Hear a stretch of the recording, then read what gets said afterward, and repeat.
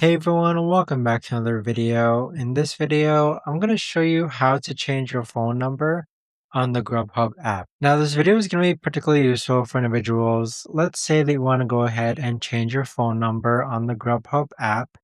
How do you actually go ahead about doing so? Now, this video is going to be short, sweet, and simple, guys. There's not going to be a lot of steps involved.